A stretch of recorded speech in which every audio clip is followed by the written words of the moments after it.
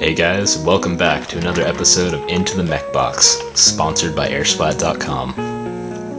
I'm Prodigy from Airsoft Team Kilo 23, bringing you this amazingly cool, awesome sweetness episode, where we will go inside the Combat Machine M4A1. Today, we'll go in depth and find out what makes this gun tick. It's not just one or two things that makes an airsoft gun a reliable, affordable, and durable gun. It's a number of things.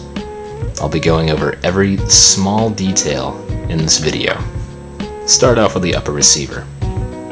It is plastic, but unlike all other G&G, Echo One, and similar brands, it has a different style locking system. You only need to remove the front pin, which is built into the lower receiver, which I'll show you momentarily, to remove the upper receiver. It actually has these two little, well, not little, they're fairly large notches that hook into the back of the lower receiver, making it a very sturdy platform. The imitation gas tube inside the handguard is also a nice touch. I believe the only disappointing external feature of this gun was the fact that the outer barrel and the front triangle sight are all one piece.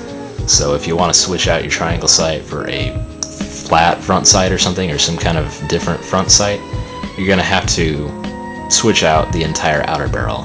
It sucks, but it's a $140 gun. It's a beginner's gun.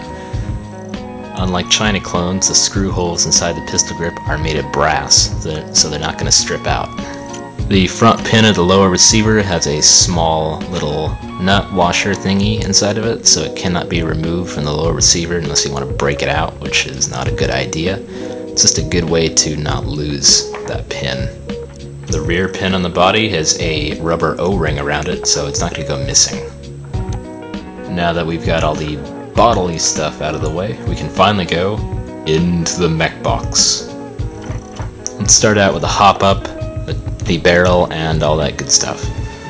I believe the one disappointing thing about this, or two disappointing things actually, is the fact that the hop-up chamber does not have the small spring here that most do, so it kind of wobbles around inside of there.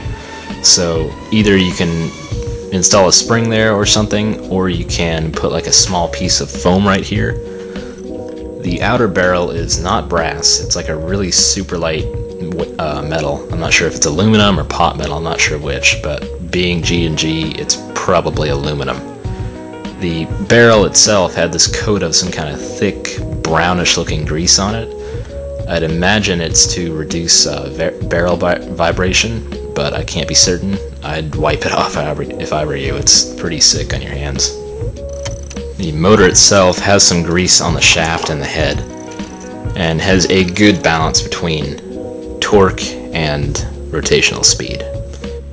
Okay, wait, where are the screws at? Okay, something's wrong here, guys. The screws are on the opposite side of the gearbox shell. This is the first time I've ever seen this, and I hope the last, because honestly, they're a pain. The best way to deal with this is to unscrew them, hold the Mechbox shell together, and flip it over and do it the normal way. Alright, let's start with the obvious things. Bushings are 8mm copper. The gearbox has some reinforcement there, and the shell is made of a pretty thick zinc. The spring guide is a shiny metal. It's about the same as any clone spring guide, probably a little better because it's a lot smoother, a little better quality metal. The spring is about an M100 or an M110. I'm surprised I was getting such a low FPS for what power spring it is, so we'll have to do something about that.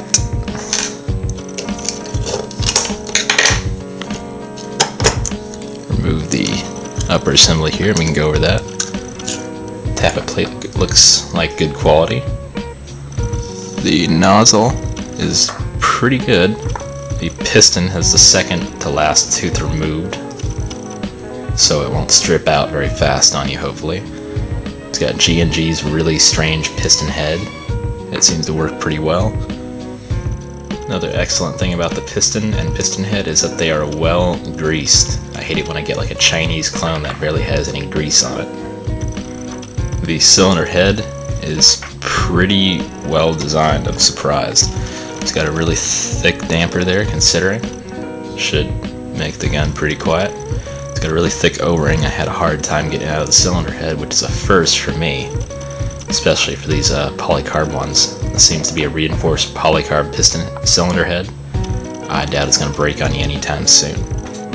The cylinder is aluminum, it's blue, and for the first time the porting was facing downward when I opened it up, so it's a first for me. There's quite a bit of grease in there. Anti-reversal latch. It is actually very thick, which is a good thing, because then it won't break on you as fast. This is probably the equivalent of a system anti-reversal latch. The gears are well greased, which is, thank God, a plus and a huge upgrade from those crappy Chinese clones that do not have any grease in them. And if they do, they're in the wrong spots, like all over the electrical stuff. So these have a good amount of grease on them. They're decently shimmed. Another thing I'm glad to see is this larger internal safety lever here. It's got this elongated part here, so your trigger does not slip or anything. I actually have had these break and slip. The wiring assembly is a little different in that the selector plate does not transmit any electricity at all. The wiring is 18 gauge, which is, you know, about Tokyo Marui quality right there.